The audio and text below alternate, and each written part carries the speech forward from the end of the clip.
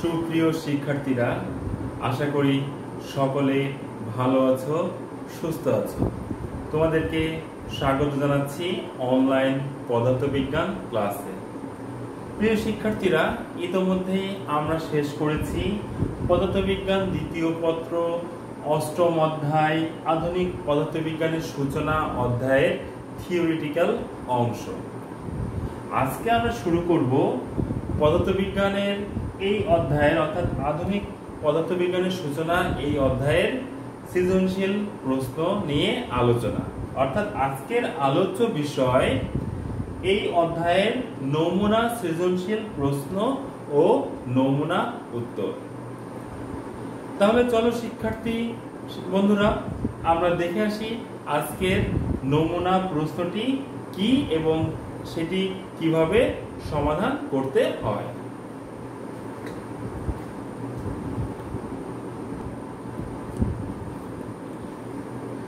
প্রিয় শিক্ষার্থীরা, আমাদের আজকের প্রথম সৃজনশীল প্রশ্নটি হলো, তোমার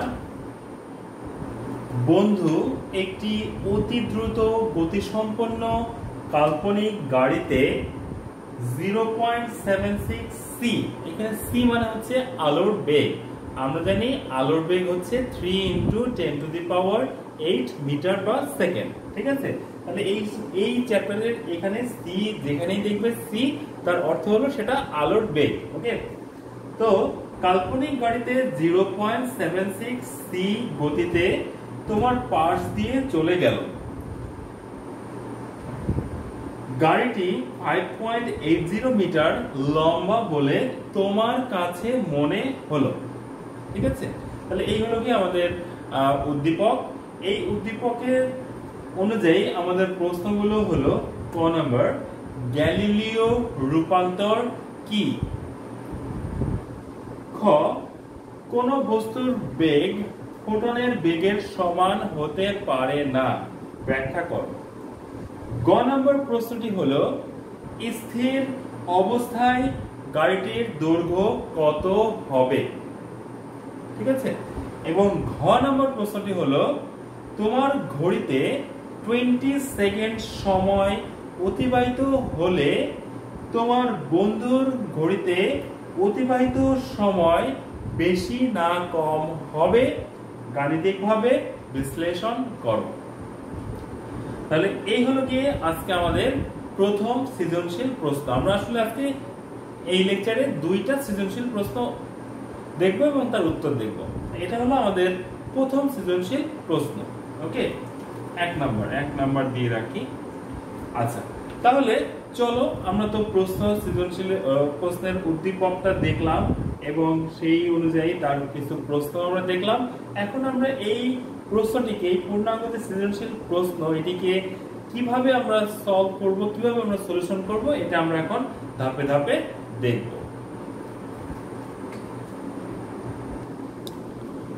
প্রিয় শিক্ষার্থীরা, আমাদের প্রথম প্রশ্নটি ছিল গ্যালিলিও রূপান্তর কি?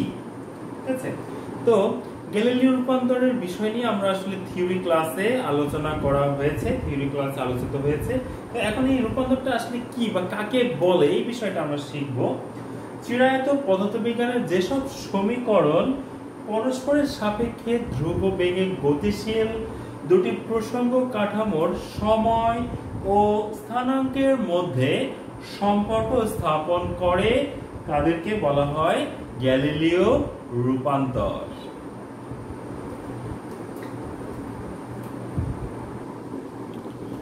প্রিয় শিক্ষার্থীরা, আমাদের দ্বিতীয় কোশ্চেনটি ছিল, খ নম্বর কোশ্চেনটি ছিল, বস্তুর বেগ ফোটনের বেগের সমান হতে পারে না, ব্যাখ্যা করো। তাহলে আমাদের প্রথম প্রশ্ন হচ্ছে, ফোটনের বেগটা কত? আমরা জানি ফোটন আলোর বেগে চলাচল করে, অর্থাৎ আলোর যে বেগ ফোটনেরও সেই একই বেগ, অর্থাৎ 3 × 10⁸ মিটার পার সেকেন্ড। ওকে, এখন আমরা আবার জানি ভরের আপেক্ষিকতা থেকে আমরা জানি m = m0 √1 - v² / c²। ওকে, তো এখন যদি কোনো বস্তুর বেগ ফোটনের বেগের সমান হয়, অর্থাৎ বস্তুর বেগ v ইকুয়াল টু যদি ফোটনের বেগ তথা আলোর বেগের সমান হয়, তাহলে এই সমীকরণটা কি হয়ে যায়? তাহলে এটা হয়ে যায় m not root of 1 minus c square by c square, বা আমরা এটাকে লিখতে পারি m নট বাই 0। দেখো c square by c square কাটাকাটি গেলে 1 থাকে, সো 1 মাইনাস 1, নিচে 0, নিচে 0 হওয়ার অর্থ সামথিং বাই 0 আমরা লিখতে পারি infinity. Okay, therefore m equal to infinity. So আমরা দেখতে পাচ্ছি কোন বস্তুকে যদি ফোটনের বেগের সমান বেগ হতে হয়, তাহলে সেই ক্ষেত্রে তার মাস তথা ভর হয়ে যাবে অসীম, যেটা কখনোই সম্ভব নয়। ঠিক আছে, অর্থাৎ বস্তুর ভর অসীম হওয়া কখনোই সম্ভব নয়।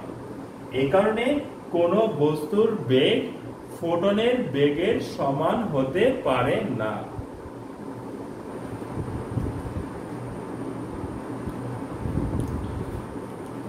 প্রিয় শিক্ষার্থীরা, এখন আমরা চলে যাব আমাদের গ নাম্বার প্রশ্নের উত্তরে। গ নাম্বার প্রশ্নটি ছিল স্থির অবস্থায় গাড়িটির দৈর্ঘ্য কত হবে। আচ্ছা, এখন উদ্দীপক থেকে আমরা যেটা পাই, গাড়ির বেগ v ইকুয়াল টু 0.76 c। ওকে, এবং গতিশীল অবস্থায়, আচ্ছা এখানে বলা ছিল যে গাড়িটি তোমার কাছে, তুমি স্থির অবস্থায় ছিলে এবং গাড়িটি তোমার কাছে 5.80 মিটার মনে হয়েছিল। তাহলে তুমি কোন অবস্থায় গাড়িটিকে দেখেছো? তুমি অবশ্যই গাড়িটিকে দেখেছো গতিশীল অবস্থায়।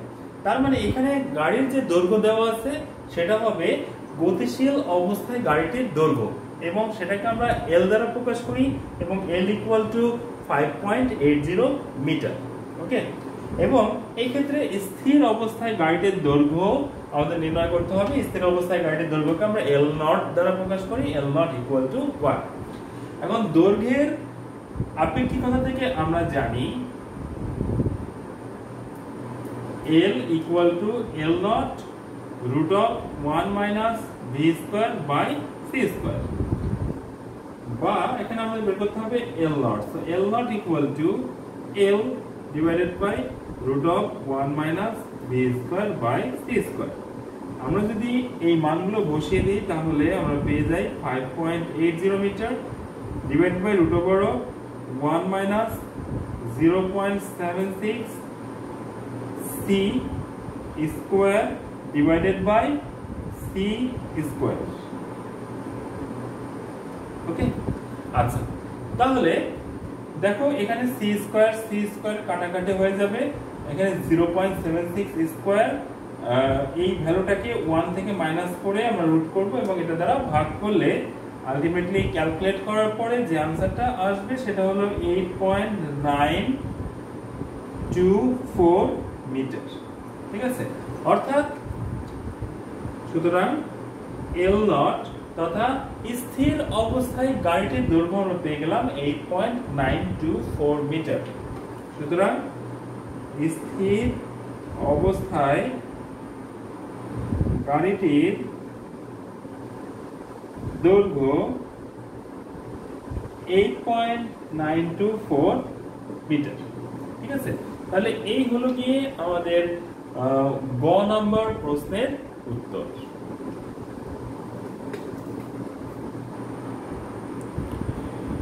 প্রিয় শিক্ষার্থীরা, এখন আমরা চলে যাব ঘ নাম্বার প্রশ্নের উত্তরে। এখানে প্রশ্নটি ছিল তোমার ঘড়িতে, যে তুমি স্থির অবস্থায় ছিলে, তোমার ঘড়িতে 20 সেকেন্ড সময় অতিবাহিত হলে তোমার বন্ধুর ঘড়িতে অতিবাহিত সময় বেশি না কম হবে, গাণিতিকভাবে বিশ্লেষণ করো। আচ্ছা, তো এখানে সময়ের ক্ষেত্রে একটু ভিন্নভাবে চিন্তা করতে হয়। যেমন যে গতিশীল গাড়িটিতে বসে আছে সে আসলে তার নিজের সময় মাপতে পারবে না, সে মাপবে তোমার সময়, অর্থাৎ স্থির সময়। আবার যে তুমি স্থির অবস্থায় আছো সেই তুমি মাপতে পারবে গতিশীল গাড়িটার ক্ষেত্রে সময় বা গতিশীল ব্যক্তির সময়। বুঝতে পারছো? তো সময়ের ক্ষেত্রে এখানে এই টি এবং টি নট কোনটা আসলে স্থির সময়, কোনটা আসলে গতিশীল সময়, এই সময়টা যদি আমরা ধরতে ভুল করি তাহলে আমাদের উত্তর কিন্তু ভুল হয়ে যাবে। ঠিক আছে, যেমন আরেকটা উদাহরণ যদি আমরা দেই, ধরো পৃথিবী থেকে একটা রকেটকে নিক্ষেপ করা হয়েছে। তো এই ক্ষেত্রে পৃথিবী স্থির এবং রকেট হচ্ছে গতিশীল কাঠামো। তাহলে পৃথিবীতে আমরা যে ঘড়িটাতে আমরা সময় নির্ণয় করব সেটা হবে আসলে ওই গতিশীল রকেটের সময়, এবং গতিশীল রকেটে বসে কোনো ব্যক্তি যে সময়টা নির্ণয় করবে সেটা হবে আসলে পৃথিবীর ওই ব্যক্তির জন্য সময়। সময়ের ক্ষেত্রে এই ব্যাপারটা একটু উল্টা, অন্য সব ক্ষেত্রে ঠিক আছে। দৈর্ঘ্যের ক্ষেত্রে যেমন স্থির দৈর্ঘ্যকে আমরা এল নট ধরি, গতিশীল দৈর্ঘ্যকে আমরা এল ধরি, বা স্থির ভরকে আমরা এম নট ধরি, গতিশীল ভরকে আমরা হচ্ছে এম ধরি। কিন্তু সময়ের ক্ষেত্রে এই ব্যাপারটা আমাদের খেয়াল রাখতে হবে যে স্থির অবস্থায় যে সময়টা আমরা পাই সেটা আসলে গতিশীলতার সময়, আবার গতিশীল অবস্থায় আমরা যে সময়টা পাই সেটা আসলে স্থির ব্যক্তির সময়। ঠিক আছে, তাহলে এখানে দেখো স্থির ঘড়িতে সময় ব্যবধান, দেখো তুমি স্থির ছিলা, তাহলে তুমি কার সময় মাপতেছো? টি এর মান, অর্থাৎ গতিশীল সময়টা, ওই ব্যক্তির সময়টা, যে ব্যক্তি গাড়িতে রয়েছে তার সময়টা, টি ইকুয়াল টু 20 সেকেন্ড। এবং গতিশীল অবস্থায় অর্থাৎ গাড়িতে বসে যে ব্যক্তি সময় নির্ণয় করছে সে আসলে নির্ণয় করছে তোমার সময় অর্থাৎ স্থির সময়। তাহলে গতিশীল ঘড়িতে সময় ব্যবধান টি নট ইকুয়াল টু ওয়াট, এটা আমাদেরকে নির্ণয় করতে হবে। তাহলে সময়ের আপেক্ষিকতা থেকে আমরা জানি, সময়ের আপেক্ষিকতা থেকে আমরা জানি T equal to T naught root of 1 minus B square by C square, বা T naught equal to T into root of 1 minus b square by c square। t এর মান হচ্ছে 20 into root of 1 minus 0.76 c whole square divided by c square। ওকে, তো এটা calculate করার পরে আমরা যেটা পাই, যে মান পাই সেটি হলো 12.998 second or equivalent to 13 second whatever। So এখানে আমরা যে বিষয়টা পেয়ে যাচ্ছি, এখানে t not is less than t, অর্থাৎ বন্ধুর ঘড়িতে অতিবাহিত সময়, সুতরাং আমাদের প্রশ্ন ছিল তোমার বন্ধুর ঘড়িতে অতিবাহিত সময় বেশি না কম হবে। তাহলে বন্ধুর ঘড়িতে, যে বন্ধু গাড়িতে অবস্থান করছে সেই বন্ধুর ঘড়িতে সময়, অতিবাহিত সময় কম হবে। ঠিক আছে, তাহলে প্রিয় শিক্ষার্থীরা, এই হলো গিয়ে আমাদের আজকের প্রথম সৃজনশীল নমুনা সৃজনশীল প্রশ্ন এবং তার নমুনা উত্তর। এখন আমরা চলে যাব আমাদের দ্বিতীয় নমুনা সৃজনশীল প্রশ্ন এবং উত্তর।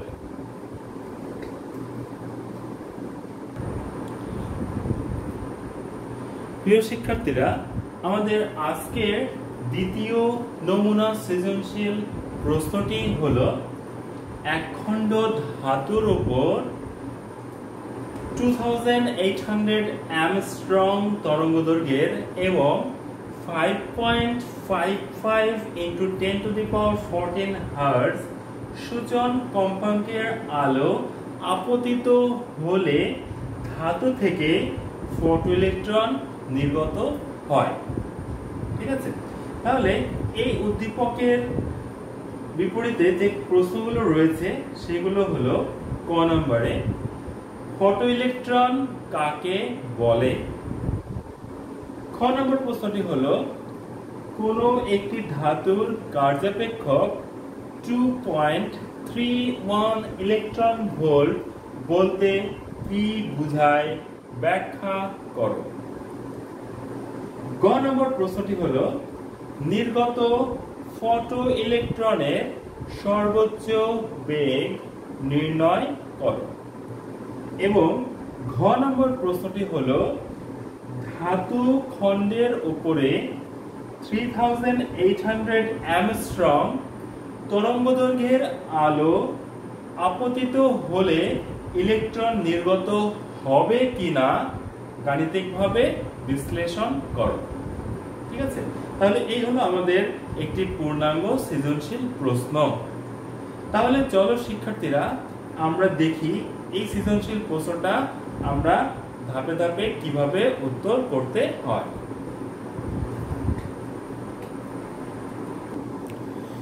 প্রিয় শিক্ষার্থীরা, আমাদের ক নম্বর প্রশ্নটি হলো ফটোইলেকট্রন কাকে বলে। এর উত্তর হলো যথাযথ উচ্চ কম্পাঙ্কের আলোকরশ্মি কোনো ধাতব পৃষ্ঠে বা ধাতুর উপরে আপতিত হলে তা থেকে ইলেকট্রন নিঃসৃত হয়। এই ইলেকট্রনকে, যে ইলেকট্রনটি নিঃসৃত হয়, এই ইলেকট্রনকে বলা হয় ফটো ইলেকট্রন।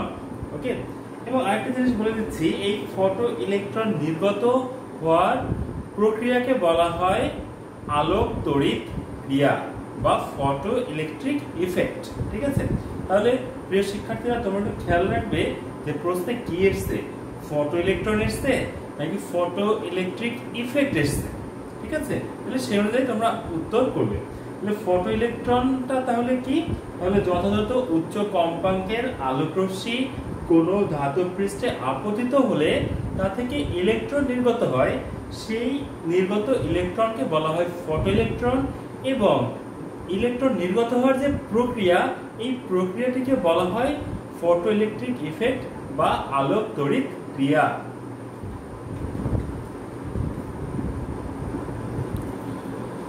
প্রিয় শিক্ষার্থীরা, আমাদের খ নম্বর প্রশ্নটি ছিল কোনো একটি ধাতুর কার্যাপেক্ষক 2.31 ইলেকট্রন ভোল্ট বলতে কি বোঝায়, ব্যাখ্যা করো।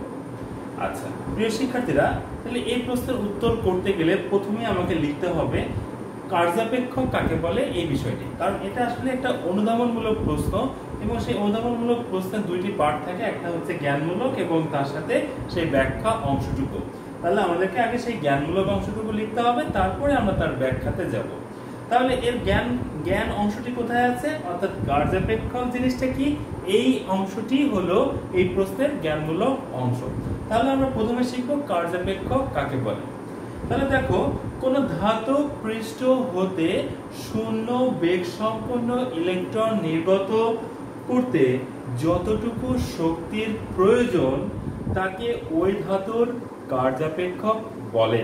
ঠিক আছে, তাহলে কোন একটি ধাতুর কার্যাপেক্ষক 2.31 ইলেকট্রন বলতে কি বোঝায়, কোন একটি ধাতুর কার্যাপেক্ষক 2.31 ইলেকট্রন ভোল্ট বলতে বোঝায় ওই ধাতু হতে শূন্য বেগ সম্পন্ন ইলেকট্রন নিঃসৃত করতে ন্যূনতম 2.31 ইলেকট্রন ভোল্ট ফোটনের মানে শক্তির ফোটনের প্রয়োজন। ঠিক আছে, তাহলে এই হলো কি আমাদের খ নম্বর প্রশ্নের উত্তর।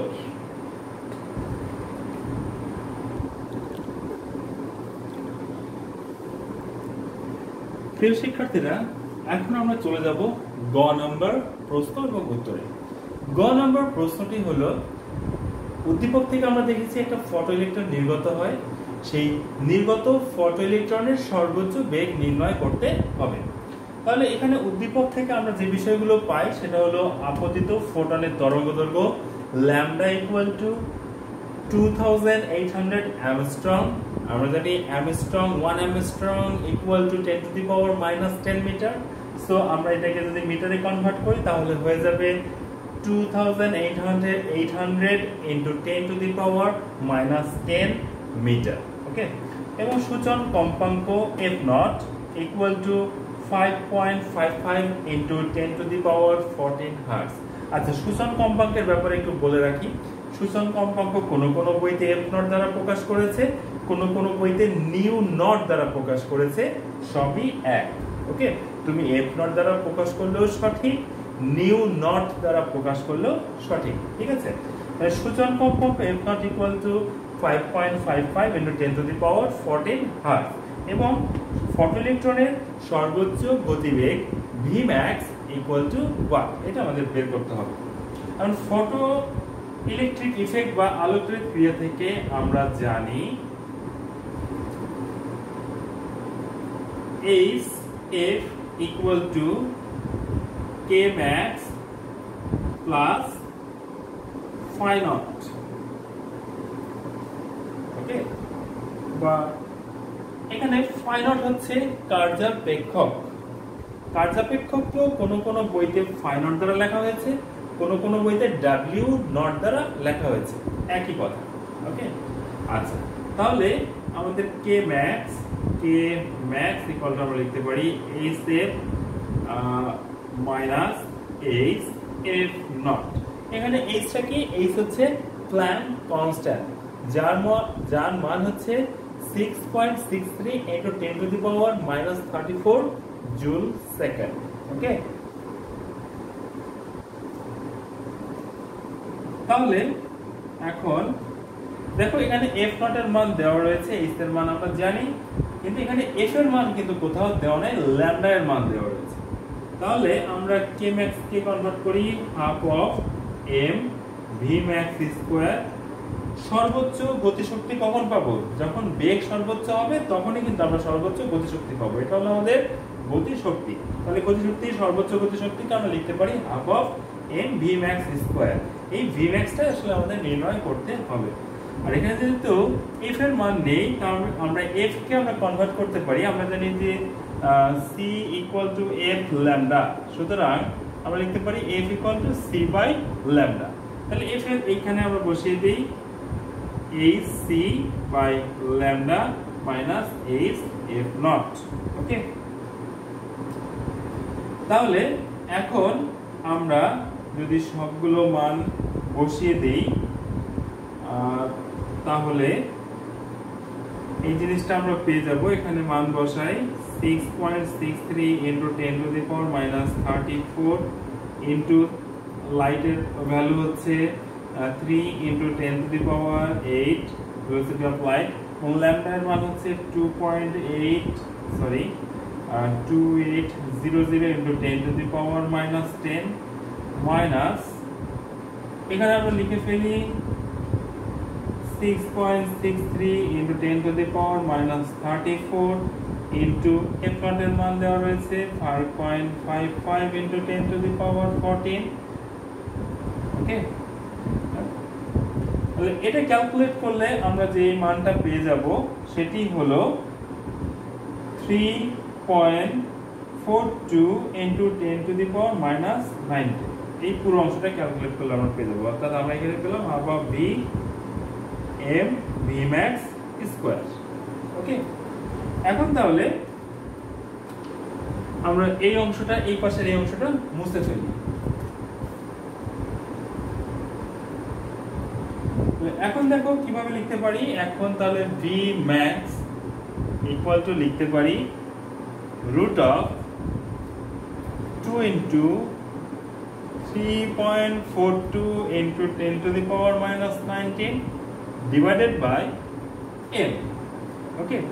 m তথা ইলেকট্রনের ভর। আমরা m এর মান জানি 9.1 into 10 to the power minus 31, ওকে।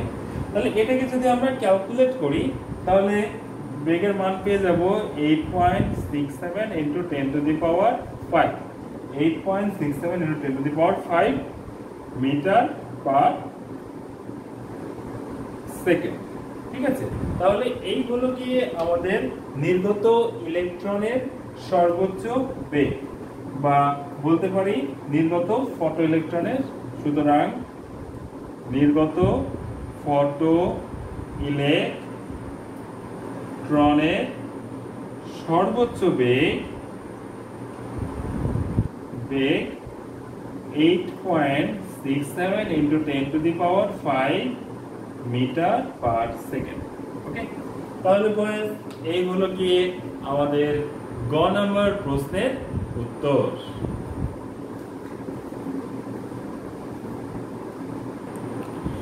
প্রিয় শিক্ষার্থীরা, এরপর আমরা চলে যাব ঘ নাম্বার প্রশ্নে।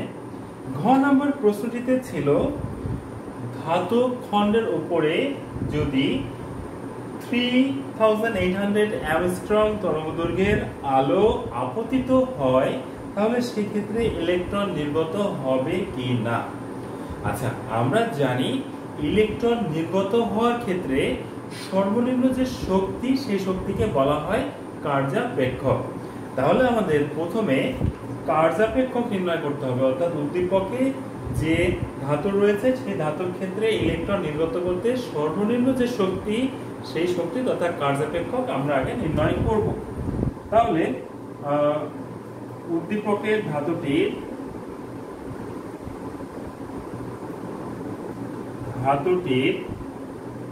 কার্যাপেক্ষক phi naught equal to h f naught। Okay, h এর ভ্যালু, h মানে প্ল্যাঙ্ক কনস্ট্যান্ট, যার ভ্যালু হচ্ছে 6.63 into 10 to the power minus 34 joule second into, এবং f naught এর মান দেওয়া রয়েছে 5.55 into 10 to the power 14 hertz. Okay, তাহলে এটাকে ক্যালকুলেট করলে আমরা যেটা পেয়ে যাই সেটা হলো 3.67 into 10 to the power minus 19 joule. এখন দ্বিতীয় ক্ষেত্রে যে তরঙ্গদৈর্ঘ্যের আলোটা আপতিত হলো সেই আপতিত তরঙ্গদৈর্ঘ্যের জন্য যে শক্তি সেটা আমরা নির্ণয় করব। তাহলে দ্বিতীয় ক্ষেত্রে আপতিত আলোর শক্তি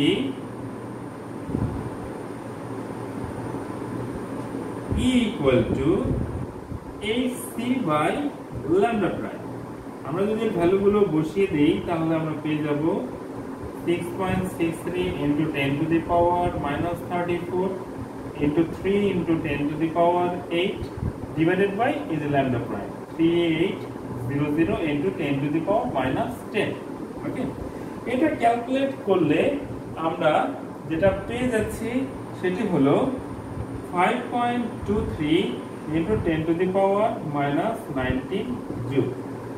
ওকে, তাহলে এখান থেকে আমরা দেখতে পাচ্ছি যে দ্বিতীয় ক্ষেত্রে আপতিত আলোর তরঙ্গদৈর্ঘ্যের জন্য শক্তির মানটা হচ্ছে 5.23 into 10 to the power minus 19 joule, এবং উদ্দীপকে ধাতুটির কার্যাপেক্ষক অর্থাৎ ইলেকট্রন নির্গত করতে সর্বনিম্ন যে শক্তি সেটি হলো 3.67 into 10 to the power minus 19। অর্থাৎ এই ক্ষেত্রে আমরা দেখতে পাচ্ছি E is greater than phi naught। সুতরাং আপতিত